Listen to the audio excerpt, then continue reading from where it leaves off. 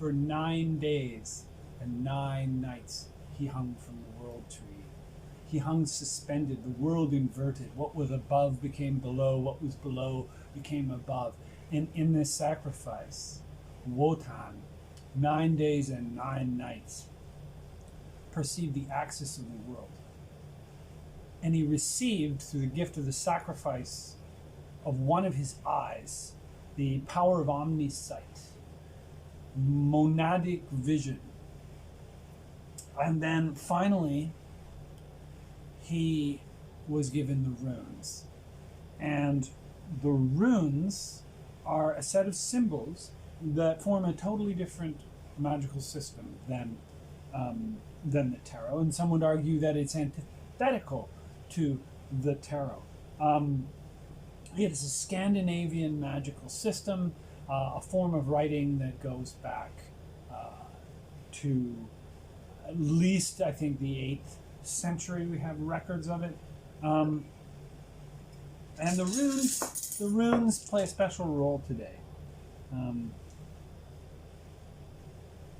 This is the rune of initiation and protection. This is the rune of the gods, Alges. This is the rune meaning a cycle or a year, Jera. It's directly in the center. There are 24, and this is Dagaz. Breakthrough. This, the rune, there are 24 runes. In modern rune sets, you get 25. One of them is a blank rune. Because modern magic is adapting, right?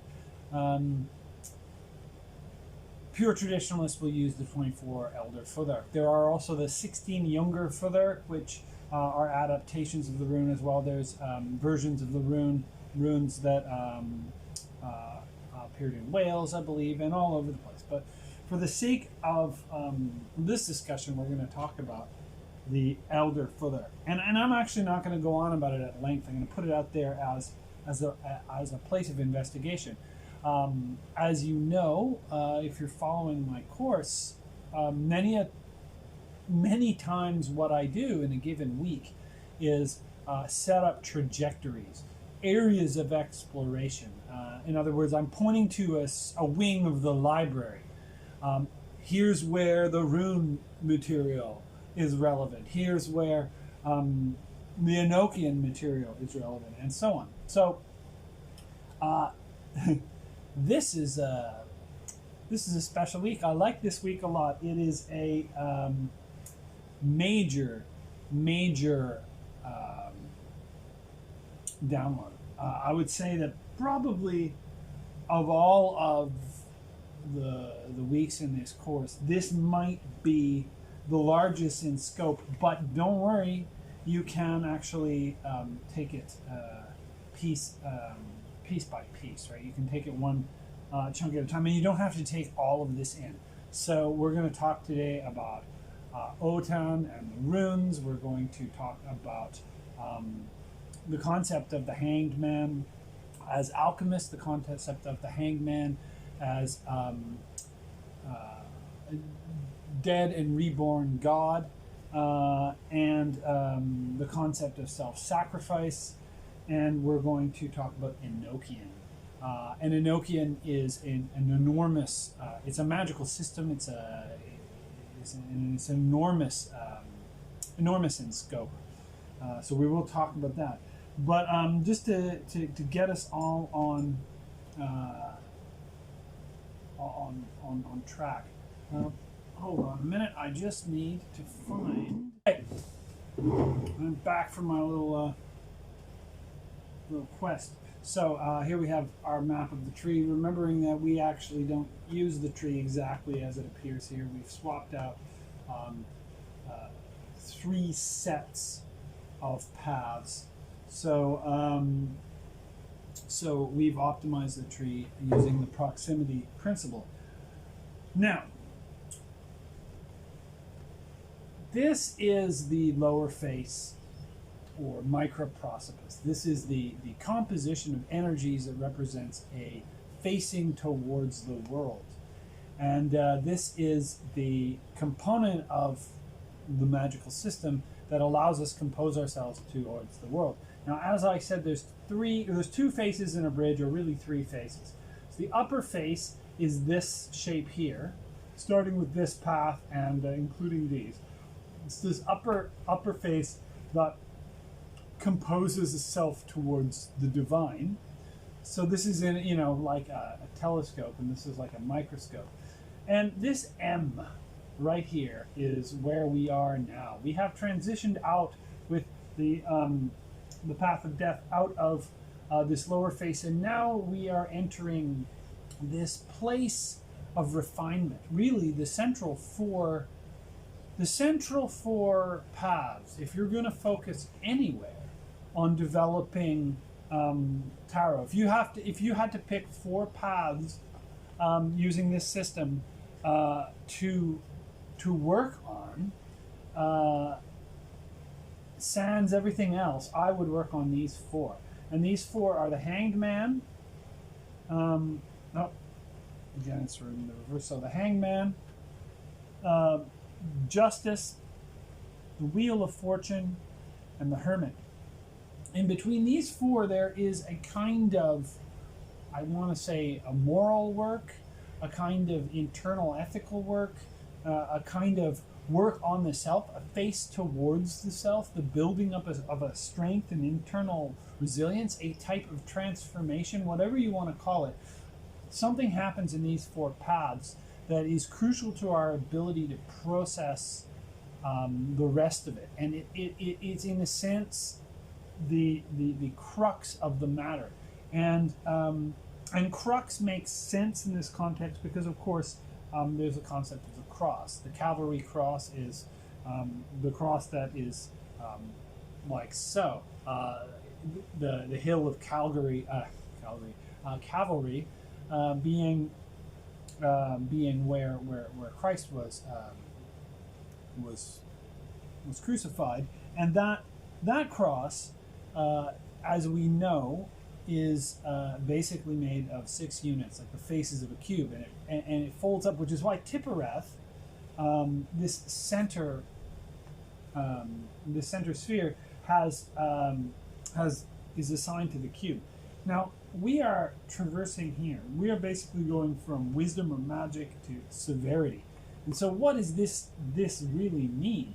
This is definitely a sense of discipline, of sacrifice, of limitation, and the gaining of wisdom, of power, of magic through this kind of self-sacrifice. And of course, for that reason, the story of Wotan on the tree makes an immense amount of sense. And since we've composed ourselves to death, I mean, that's the last thing we needed to do in terms of the world, in terms of temporality, is compose our face towards death. How would we face death? And so now something new is emerging, and it's interesting to think about what happens in this analogy of being a hanged man. Now, put aside the concept of hanging as punishment. In some decks, of course, this is an image of a thief, or this is an image of a person who is being punished or hung by the neck. But the decks, when I see the hanged man in a tarot deck, and he's hanging by the neck, and I've seen this in the Klimt deck. One of the reasons I don't really like the Klimt deck, I think it's all flash and no substance. But yeah, hanging by the neck is not the point of this. This is not an image of a person who is being executed. This is the image of a person undergoing an extraordinary discipline, and albeit it might be a discipline that is purging their previous errors or previous sins, if you want to look at that. There is a sort of expiation going on. But more than that, it's a type of yoga that allows an inversion of perspective. So we talk about conversion. And of course, people talk about conversion to Christ, for example, or conversion to Islam. And there is a real flip around in the worldview, and this is very much a possibility in our lifetimes of having wild transformations of perspective. And one of the perspectives that can flip around is the perspective of ourselves as things, as isolated identities, can be flipped around, just like that bowl that I talked about the other week, right? The bowl of delusion is facing face down. It feels all closed off, and then you turn it up, and suddenly, wow, the entire universe is available to it. So in a way, that's like being born, right? A baby is in a womb. It's a whole world, and suddenly they come out, and the baby is, in that case, like the Hanged Man, suspended by the umbilical cord in the new world that they have entered into. There is a real sense that the Hanged Man is a passage. So it is another one of these pairs that is so it's in the same circuit as the moon and the Empress, and the devil and the lovers, and the Hanged Man and the hermit. And this is, of course, the inner circle. If you remember when we talked about this in a previous video, we talked about these three buffers. The one buffer that that wards out distraction. The second inner middle buffer, which wards out malicious intent. And then this inner buffer, which wards out harmful positive intent. So when those people who are trying to help or imposing help, this is a different kind of thing. This isn't someone trying to harm you, but sometimes people try to help you, but it's harmful because their idea of what you need is not what you need. But this has to be distinguished from someone trying to hurt you. This has to be treated in a different way. So I feel like this inner boundary is the boundary that protects us from that. And it's because the energy needs to pass through these various different tests. So in the first case, it has to pass through the test of the moon. Can it get from A to B with minimum visibility? So if it can, then it has concentration. If it can't, then it's distraction. So it's gone. Distractions are cleared. So the devil, can it identify, can it pass the test of being named? And if it in being named is identified as a pathology, then it doesn't get in through that second boundary. And this last one is, can it invert its perspective? And if it can, then it can pass through. So the test here is, can we invert our perspective? And so if you're a yogi, I invite you to do a headstand, like now. Go. All right, you back? Awesome. You've done your headstand. You see what I mean. This is an inversion process. And let me give you another idea of inversion process. Let me show you something that's relatively complex. So this interesting object is a bronze statue that I found. It's by Leah Poller. You were probably party to this discovery if you were in the first run of this course. It was quite an extraordinary event, and it's kind of a complex object. It's got some holes, it's got some shapes, it's got all sorts of stuff. So I want you're probably looking at it in terms of these details. So try to shift your mind to noticing not the details, but the contour.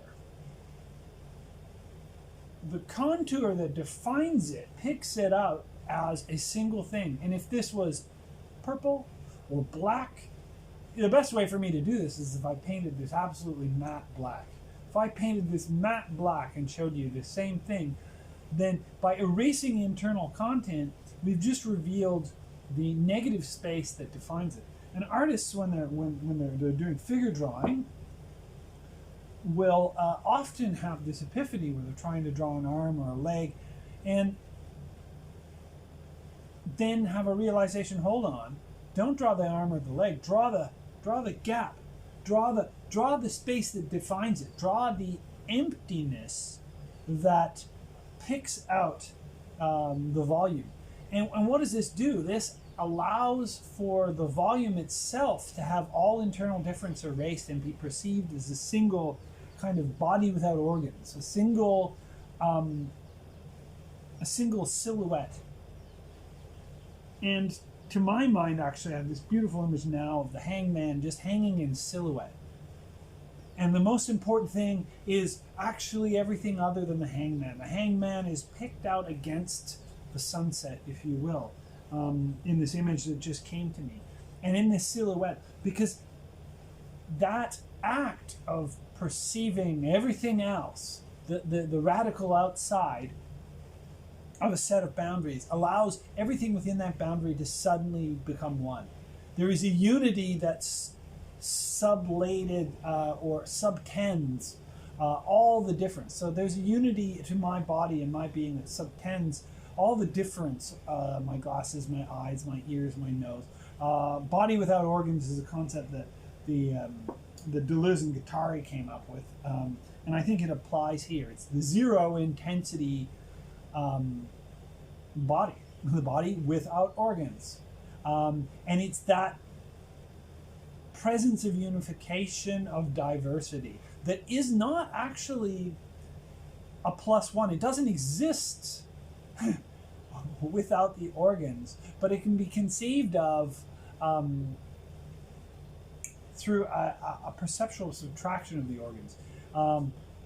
And one of the things in I believe it was in Anti-Oedipus by Deleuze and Guattari, they talk about unity as a part added to parts, not as a plus one, not as a transcendental signifier that the body's removed and somehow the body without organs remains, the eternal soul remains.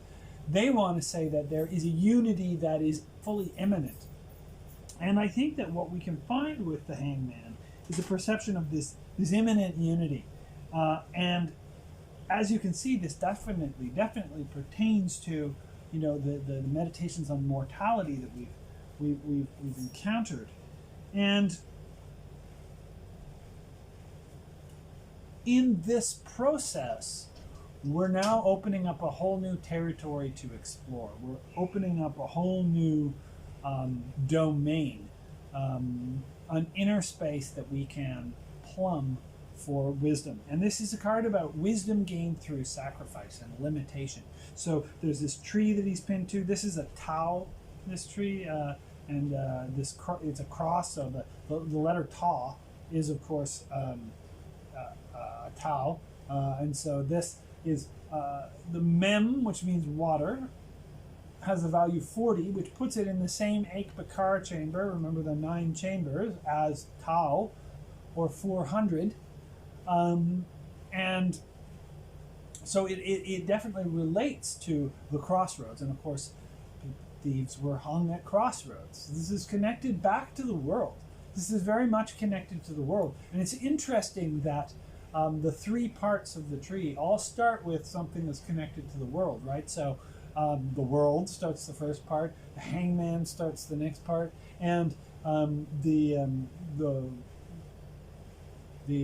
guess the Wheel of Fortune arguably starts the next part after that, although it does overlap with this.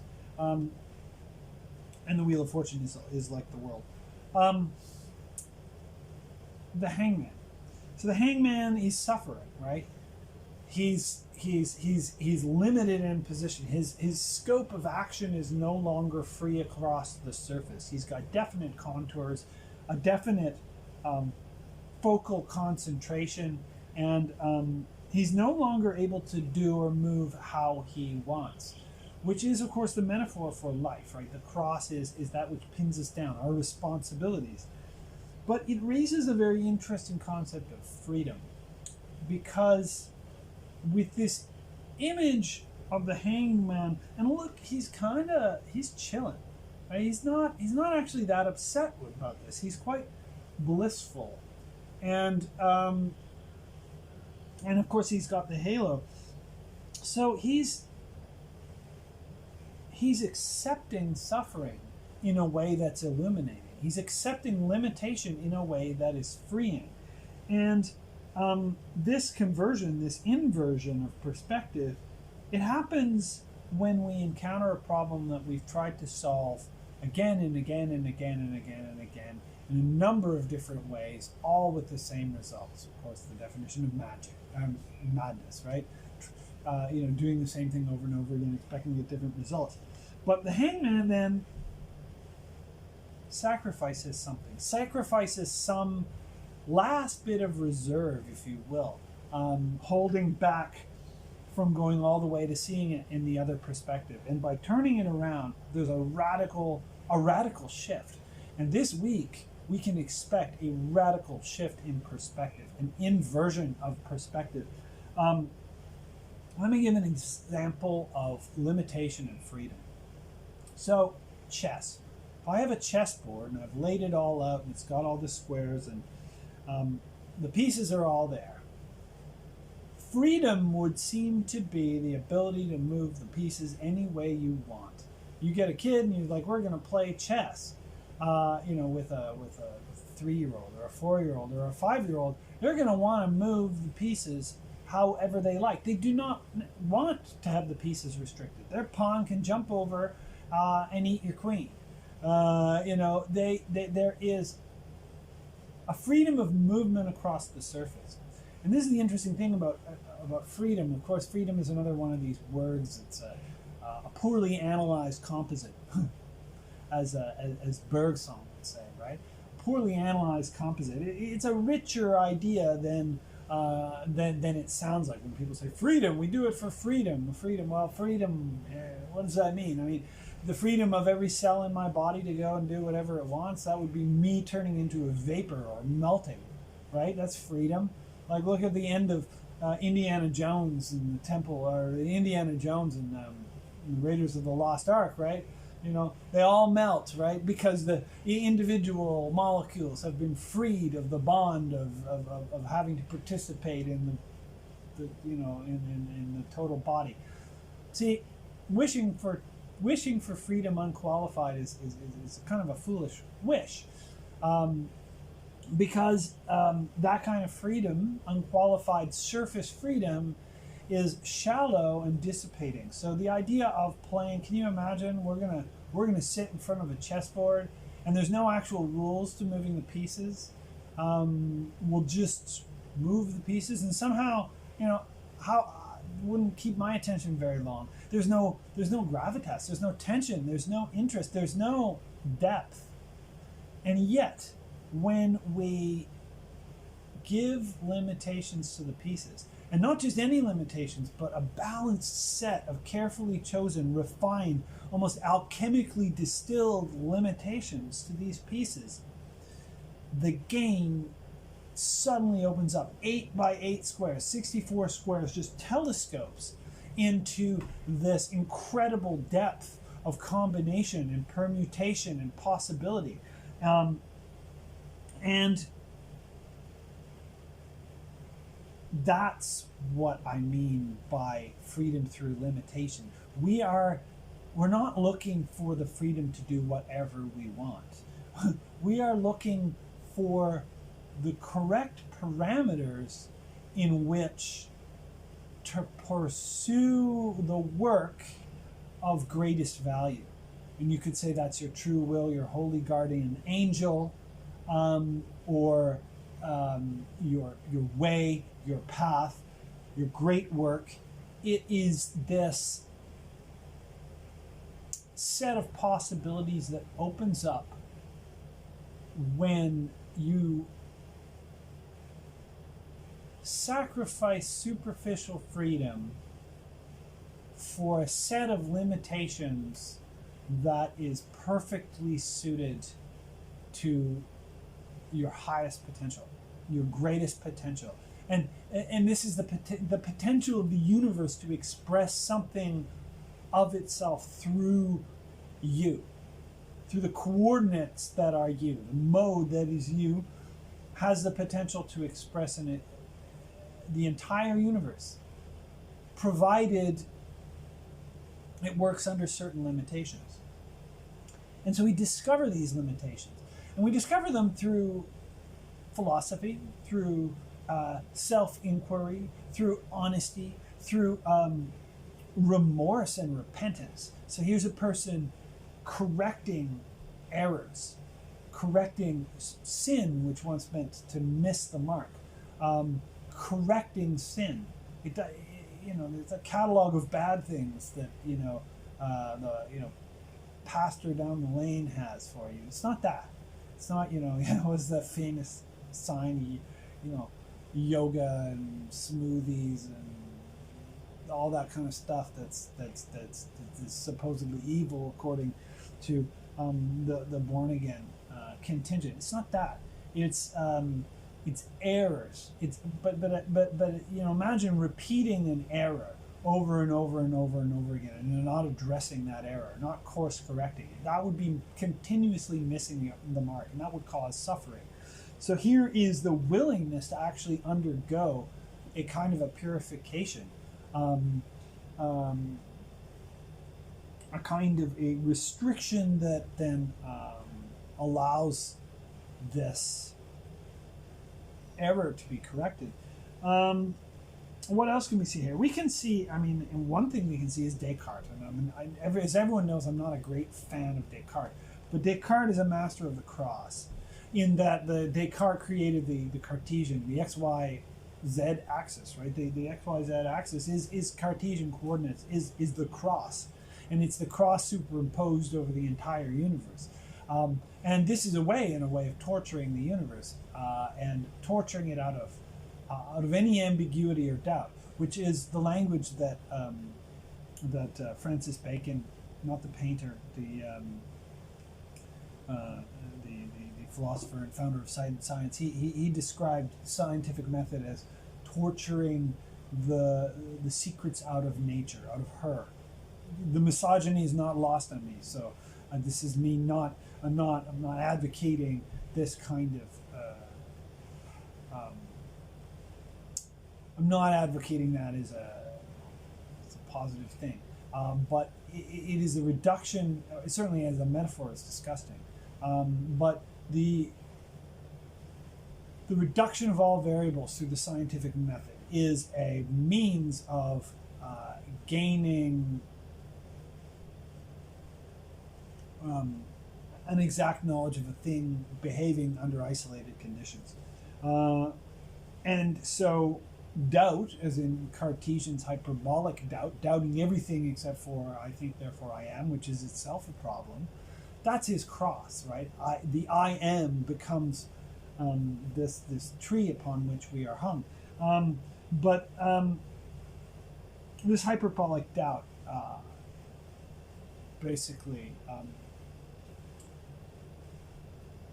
basically sheds everything and applies these incredible limitations, which then get picked up by science and so on. And yet the freedom this allows, the scientific method allows us a great deal of freedom, to break with a narrative that is, eternally returning. It allows us to find new variables.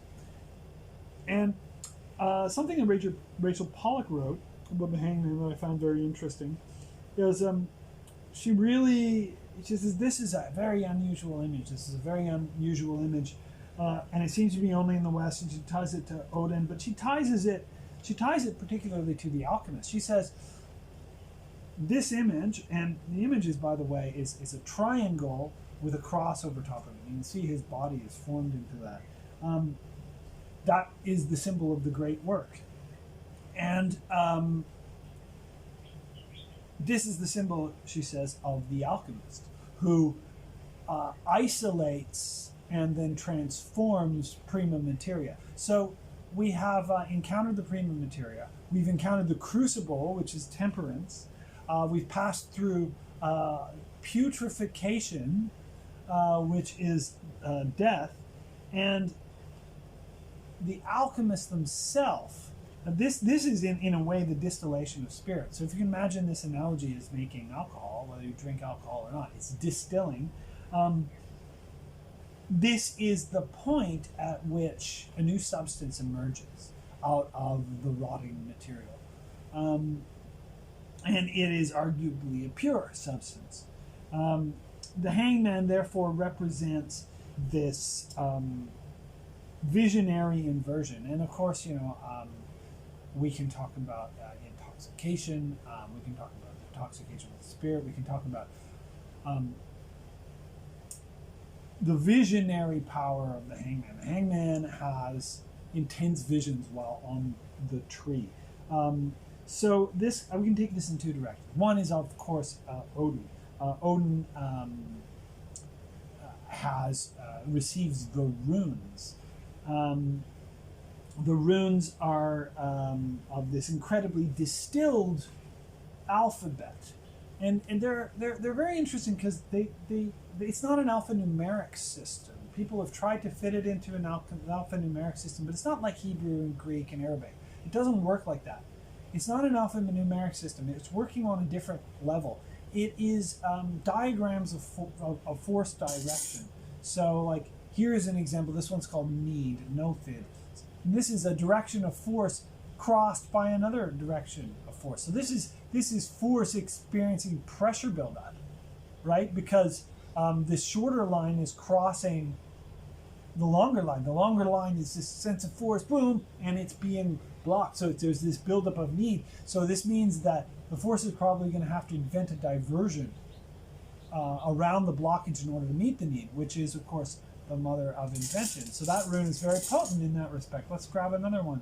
Well, Isa, I mean, this is ice. This is in a sense, this makes sense because it looks like Noth is, but it's not been blocked. It's achieved its goal, and in that sense, actually, there's no contest.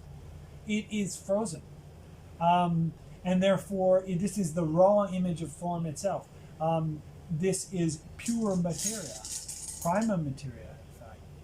And then, of course, we have Soelu.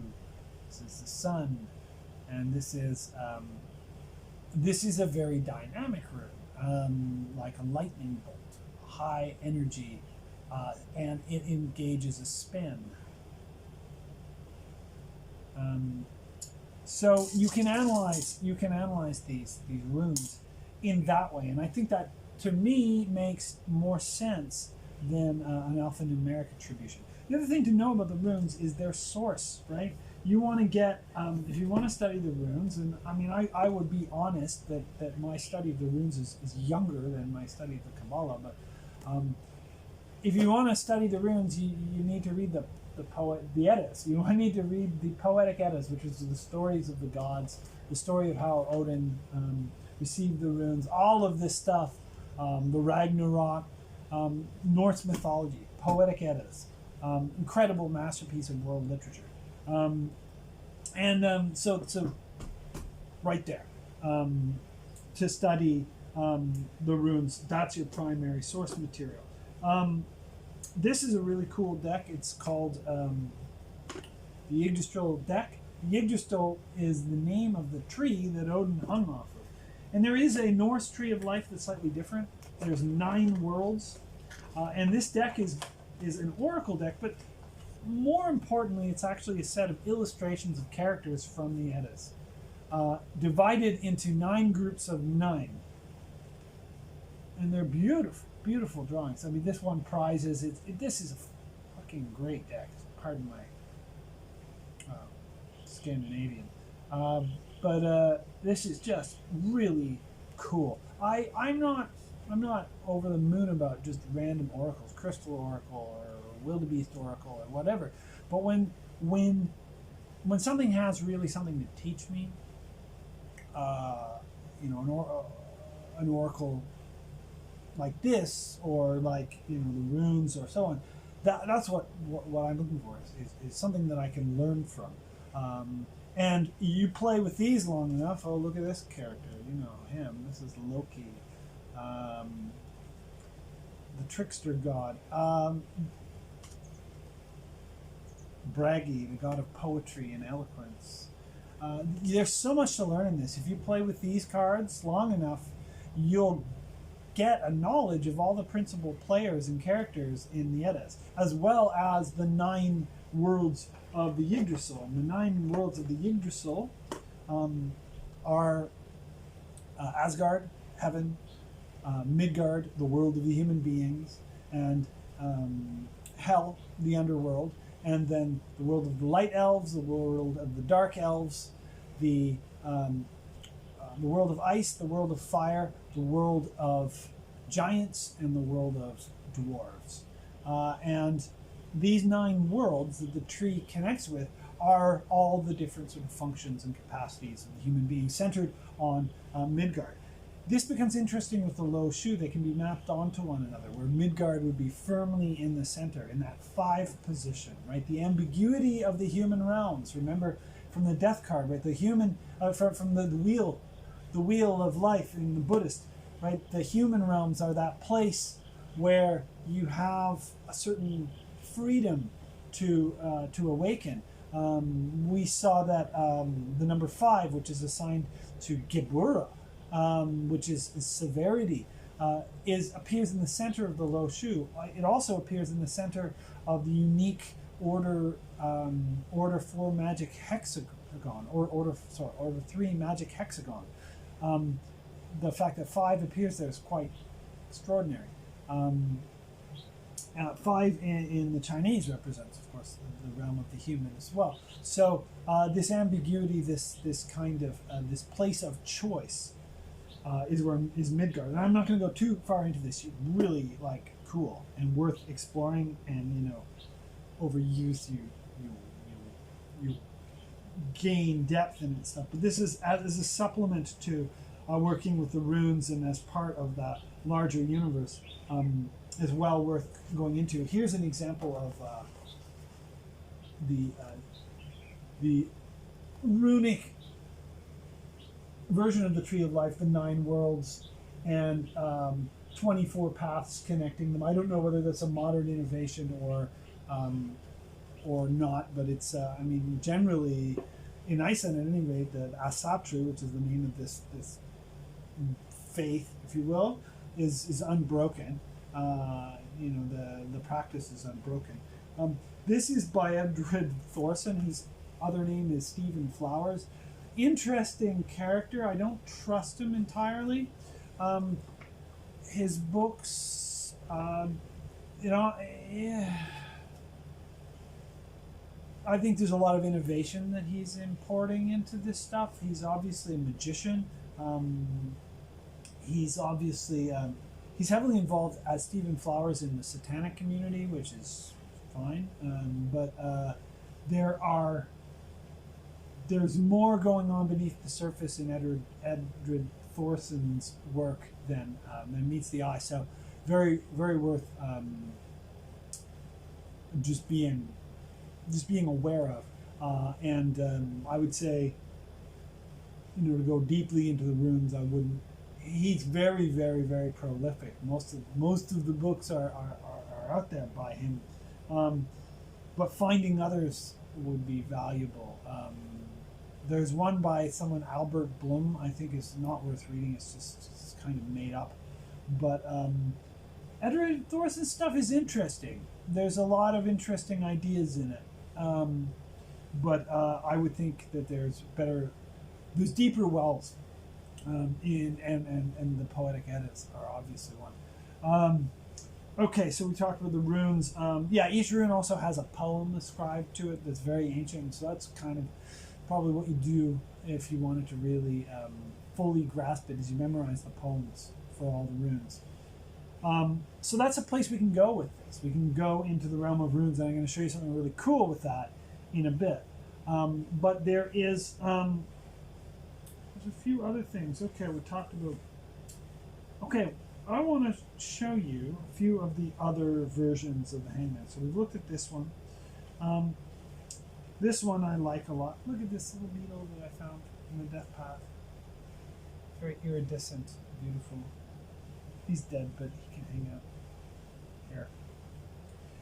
This is Visconti Sforza. It's a lovely image. Notice, in this case, the feet. So he's hanging on a U-shaped scaffold. U, if you put it that way. But his left foot is under, he's hanging from his right foot, his left foot is under his right foot. He's hanging from his left foot, and his right foot is under his left foot. Okay, so I don't actually have an answer to why this is. Here's a version where there's no crossing at all. That's interesting. So in different decks, there seems to be almost a kind of a language of legs, a leg language. So here's a very obvious image of the great work, and this almost looks like the Tetractys inverted. In the background, of course, you've got this gorgeous Ouroboros, Tarot of the Holy Light. It's really pretty. Leonora Carrington, and hers is a case of, hers is right under left.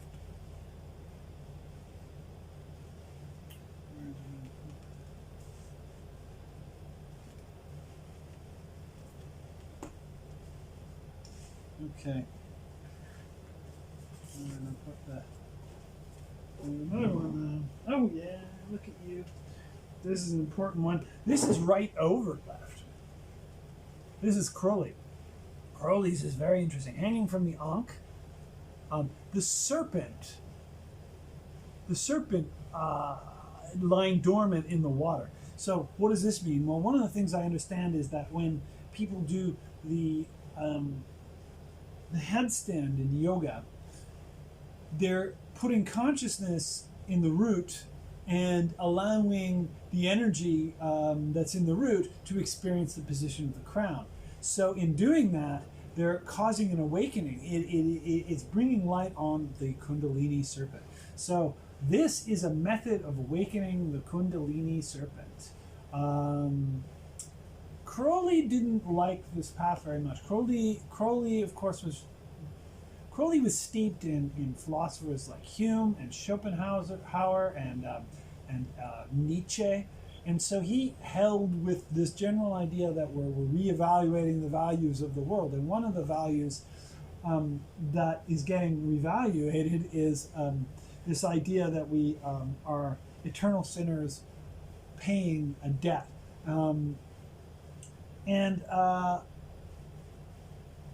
And he sort of sees this. This is obviously a Christ card for him. This guy's actually being nailed. So this is some serious suffering going on here.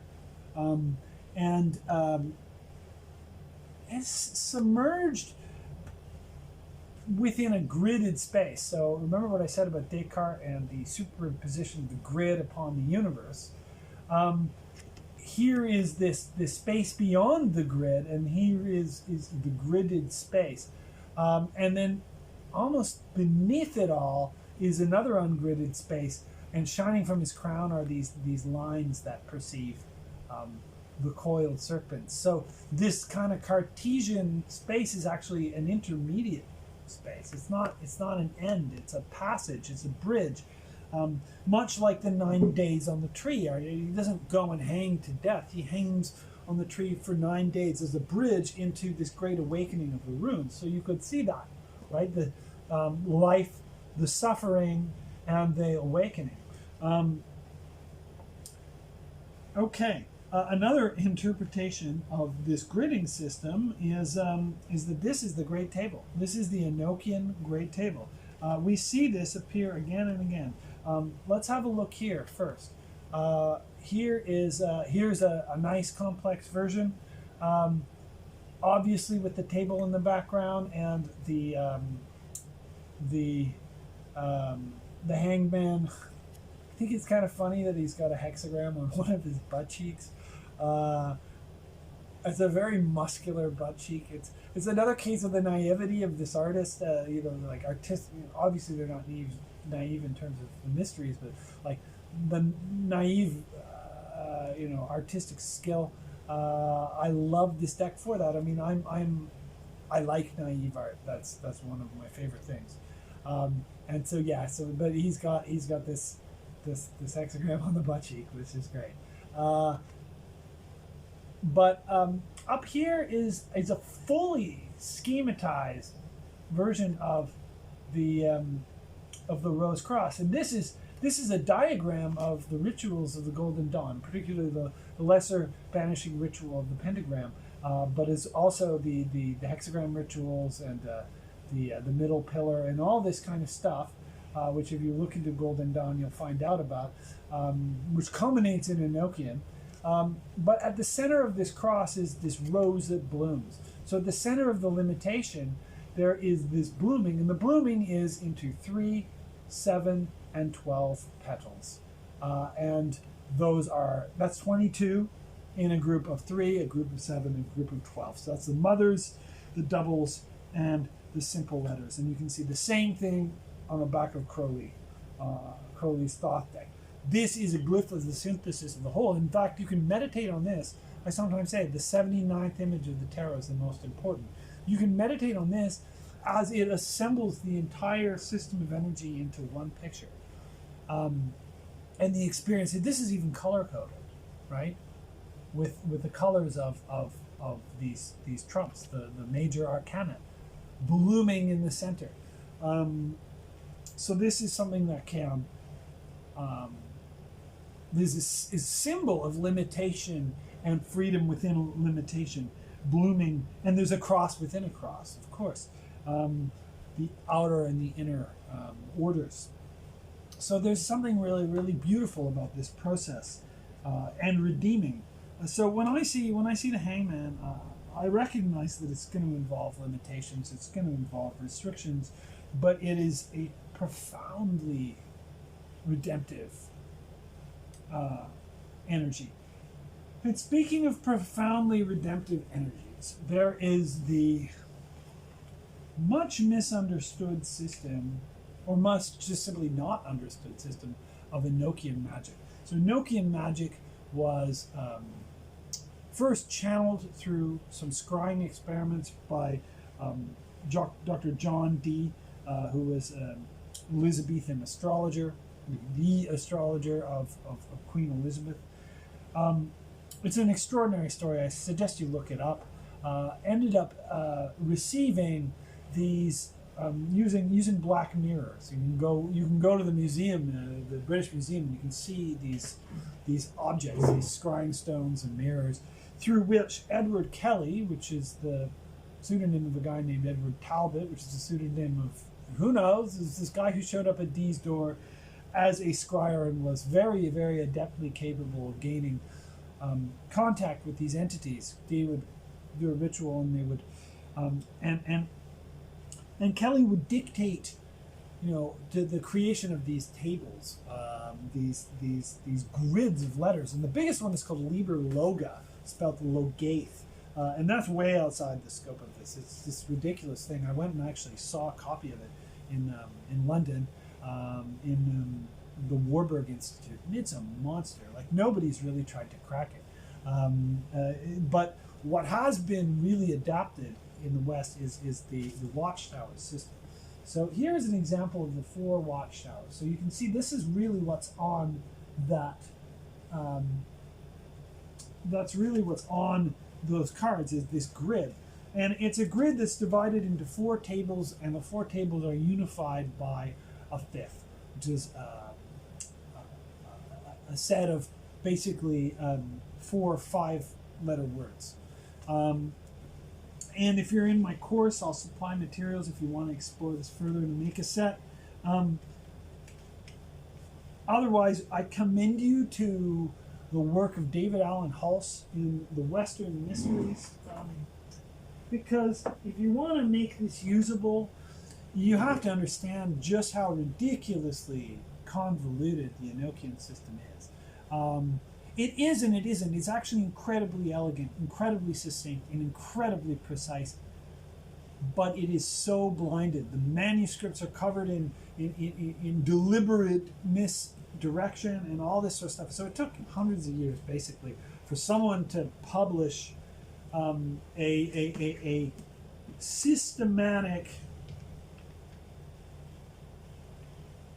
systematic deblinding of the system, and it's in this book, The Western Mysteries.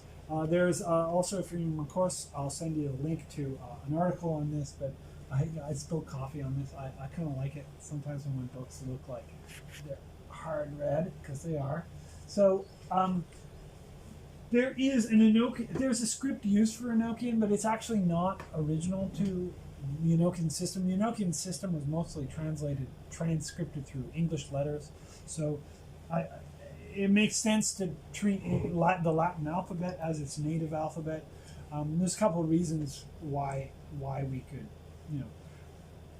there's reasons for that. They're outside the scope of this discussion. In fact, Enochian is largely outside of the scope of this discussion. I bring this up because Enochian is uniquely, it's interesting because it's highly contained and hermetic, and yet there's these strange, tantalizing asymmetries that keep coming up.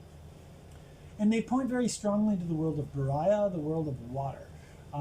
Again and again and again, there's a privilege to the world of water, which is interesting because normally you think there's a privilege to the world of fire, spirit. Why this privilege to water? Water is rooted in Bina. Bina is understanding. This is a system that is comprehensible and is understandable. This is a system of powerful magical understanding, and it is very, very deep and very, very, very profound. And I see this Hangman as really engaging in this work, and it requires sacrifice. It requires a sacrifice of time. It requires a sacrifice of surface freedom, but it's extremely rewarding.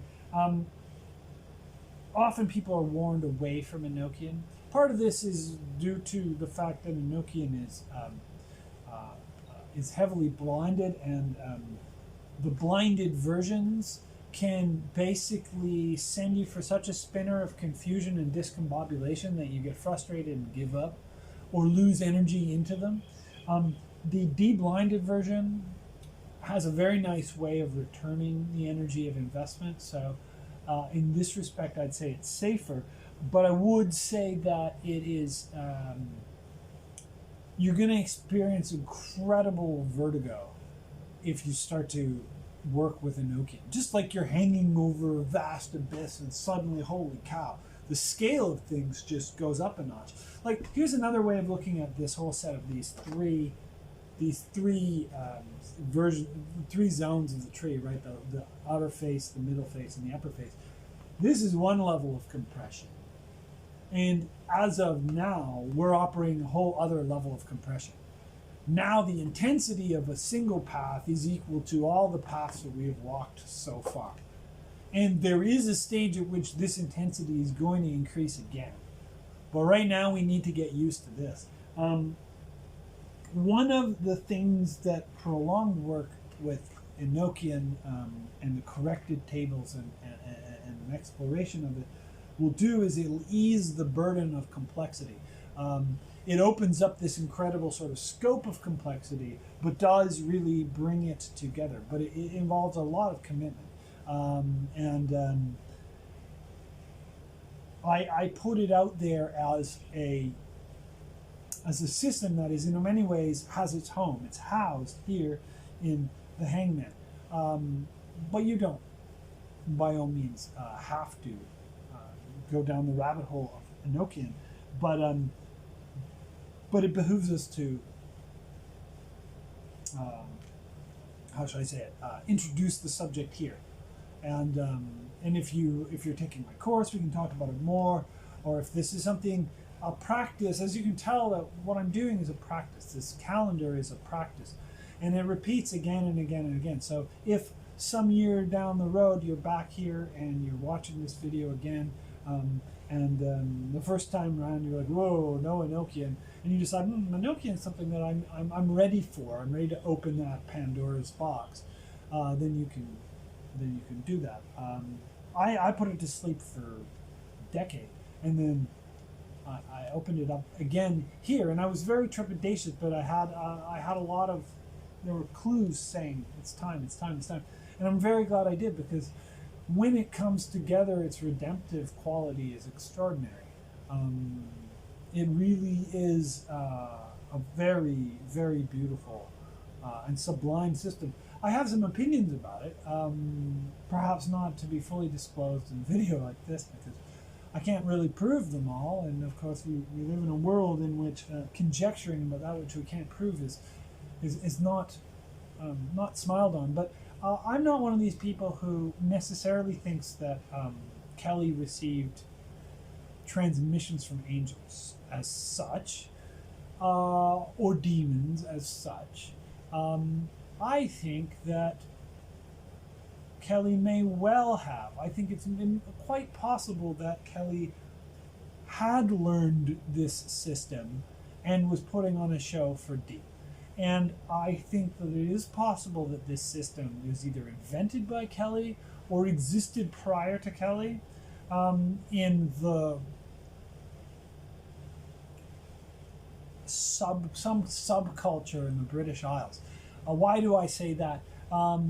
There have been those who suggest that connection to the Fae related to this. There's something very strange and Fae-like about it. Are they demonic? Not really. Are they angelic? Not, Dee thought they were. They strike me as quite Fae, these entities with their strange names.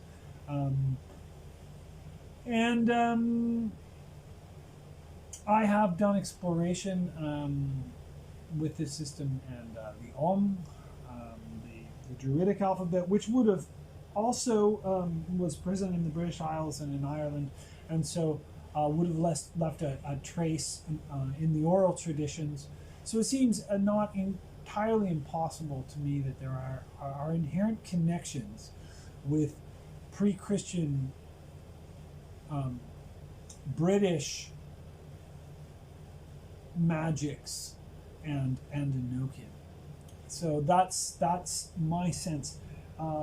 Whatever we can say about it is it forms into an astonishing temple. Sometimes been compared to sort of a hyperdimensional computer, and Dee has been suggested as one of the mathematicians, the early mathematicians exploring dimensions other than the three. And I can definitely testify that the Enochian enters into higher dimensions than three. So it primes us for thinking in hyperdimensional. So the idea of a hyperdimensional computer is possible here. So wow, the rabbit hole goes deep, and we're not done. And I have just one more thing I want to impart. We've talked about the runes. I'm moving us back to Odin. Another thing to mention of the Odin, we talked about, of course, the sacrifice of his eye. The other thing is Hugin and Munin, the ravens. That's a key component of Odin. I mean, Odin has the six-legged horse, which is really cool, and he's got these two ravens. So he can travel anywhere, and he can basically communicate and see anywhere. So he's got this incredible power of intelligence. There's a very interesting example of a pantheon where the father god is actually very much like defined in terms of intelligence. He's the smartest god, whereas Zeus is the most powerful god. He's not necessarily the smartest god, but he's the most powerful god. In the Scandinavian, he's the smartest. So I think that's interesting. So Hugin and Munin. So the last thing I want to bring us to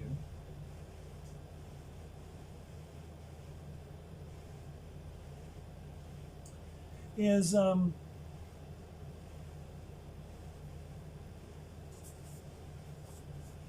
back to something I put on the table back when we were studying the star, which is the twin star. And I hope some of you have explored the twin star. I know that some of my students have explored the twin star. And I'd like to show you the next step of the twin star. So assuming you've learned the triangular twin star, the next step is what I call the diamond gate. And if you're in the group, I'll post this. So you can see that here's a Gra tree, which is neat. The GRA tree, which is the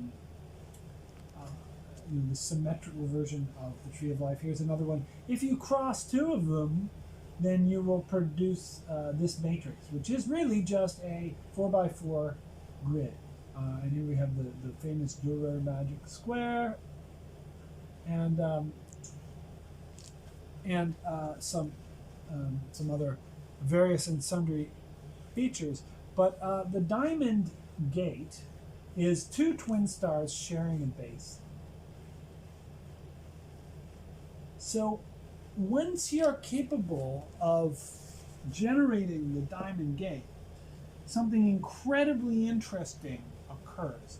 So this matrix appears that of 16 nodes that, as we can see, tiles triangles, and it can tile or overcode the octahedron itself, kind of laying a mesh across it, an energy mesh. And this mesh serves to compress. So remember, we used the word,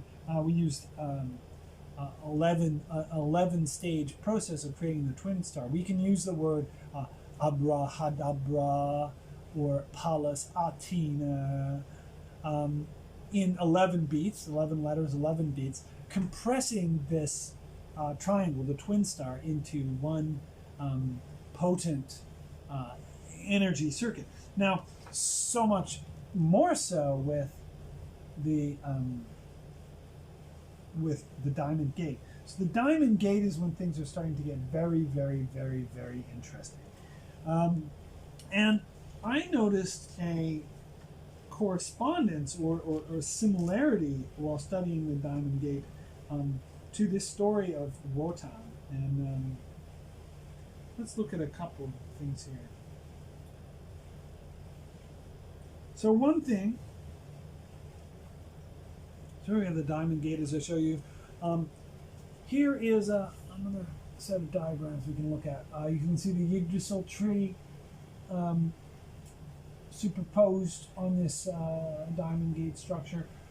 If you allow the chambers to have a upright and downright, then there are basically, here's the low shoe again, only in two phases. So that's 18 images. Remember, you've made 18 images in your low shoe, right? The back and the front.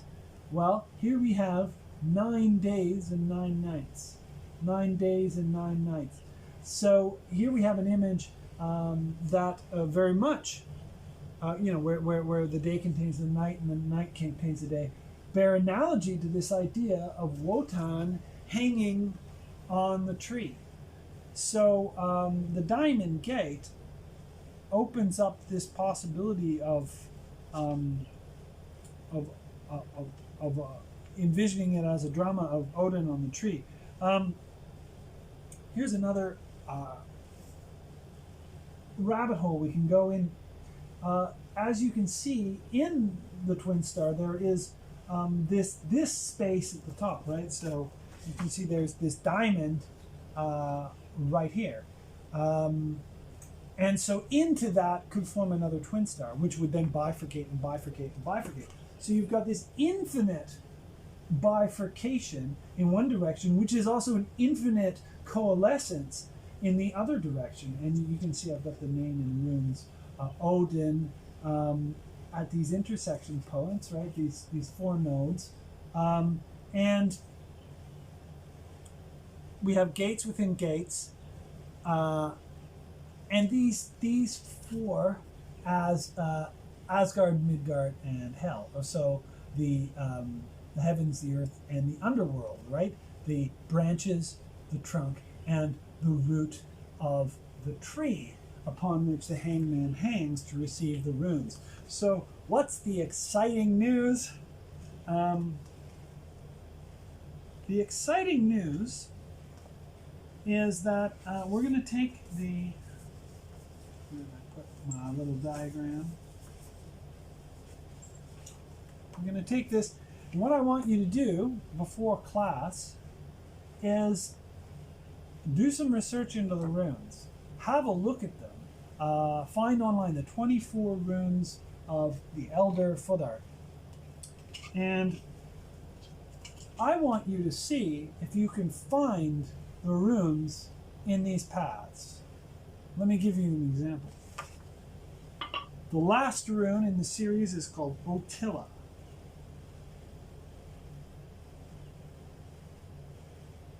And I am going to warn you ahead of time that unfortunately the neo-Nazi brigade has gotten a hold of, they fantasize all sorts of things about the runes. There is a neo-Nazi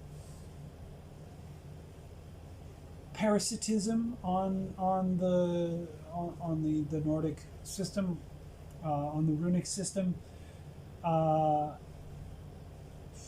The Nazis themselves played with it for its occult powers.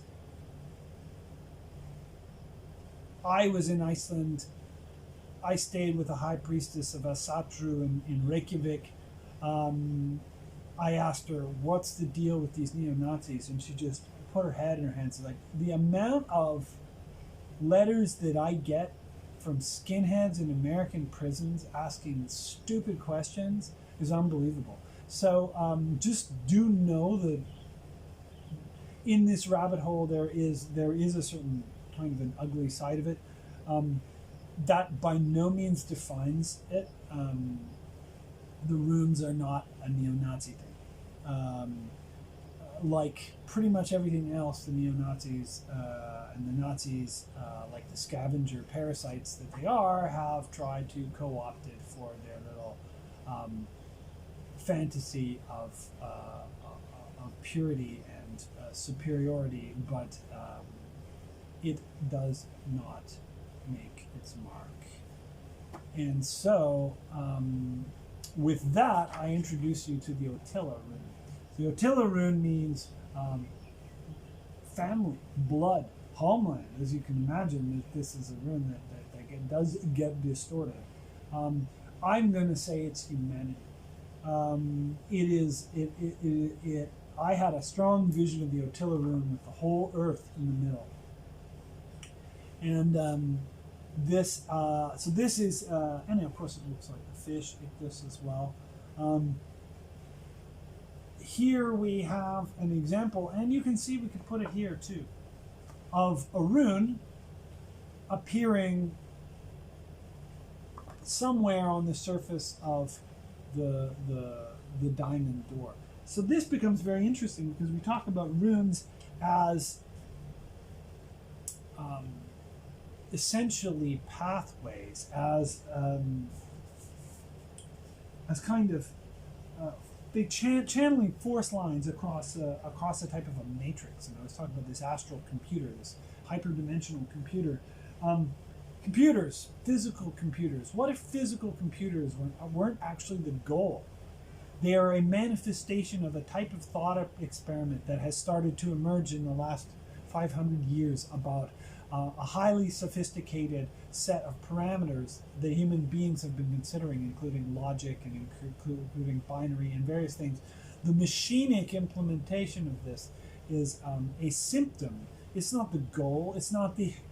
It is a. We are passing, much like we're passing through the period of 9 days and 9 nights on the tree, the period of suffering to redeem this wisdom. We're passing through the age of external computer science in order to discover something that we can do that will unlock human abilities in an extraordinary way. I think they just released Dune in theaters like yesterday. This Denis Villeneuve's Dune. I hope it's good.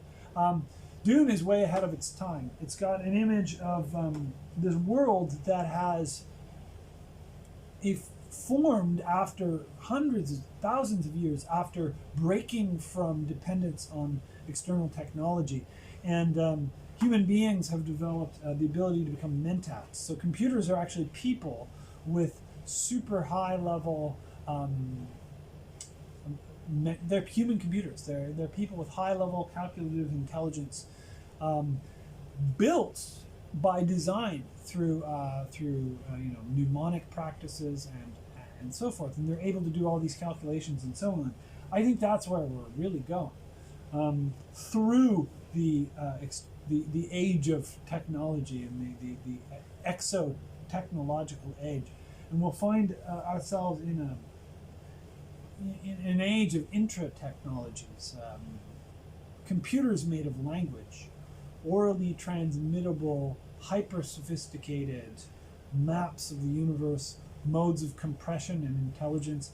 And the runes play an interesting role in that, because the runes circulate force through these nodes of tension. So here's an example of a runic kind of, it's almost like it's playing a chord on the twin star. And the other thing about runes that are very neat is the way that runes combine. So two runes, let's take, for example, Gebo, the gift, and we'll say Gebo, the gift, and why not say Ehwaz, the vehicle, right? The horse. So don't look this in the mouth, but what I might do is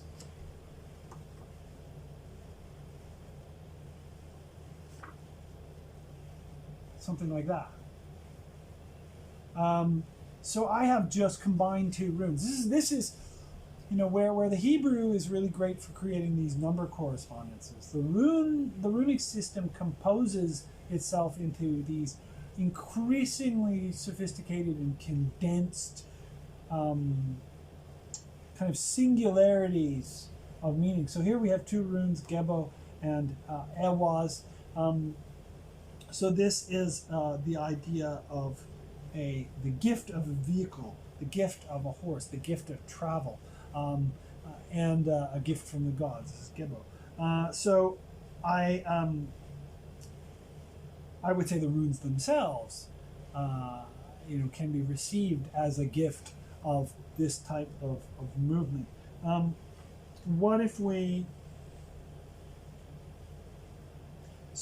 added another rune, such as Soelu, which is the sun? Then we could do something like this.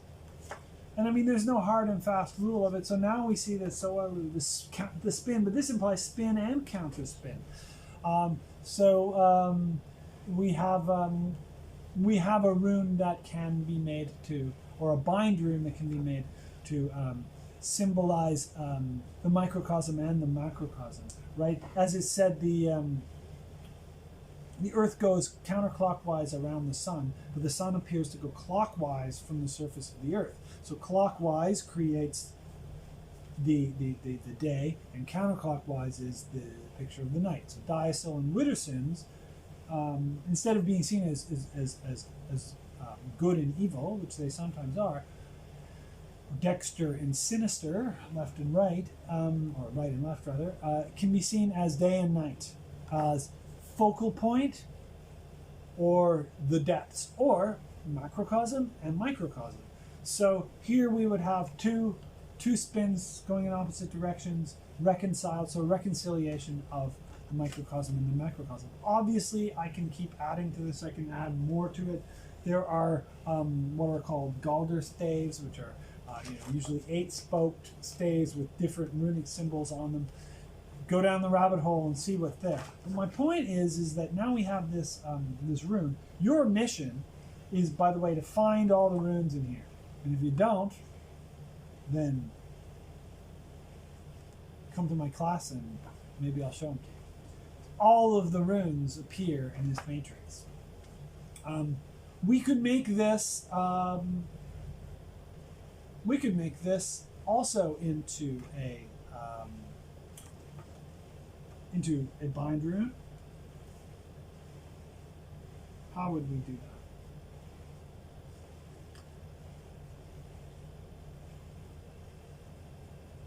that? Add Soelu. don't want to give away too many of them.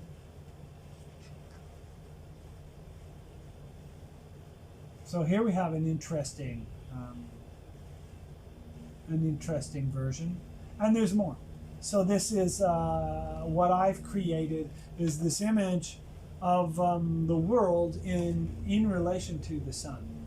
So this is a image of humanity as a single family, unified by the solar energy that we all share. So yeah, so we've explored a whole lot. This has been a longer class than usual, a longer lesson than usual, because the Hangman is a path that's very, very, very deep. So you can explore the Enochian angle. You can explore the Christian angle. You can explore the runic angle, and I look forward to sharing discussion in class. My name is Dr. Peter Duchemin.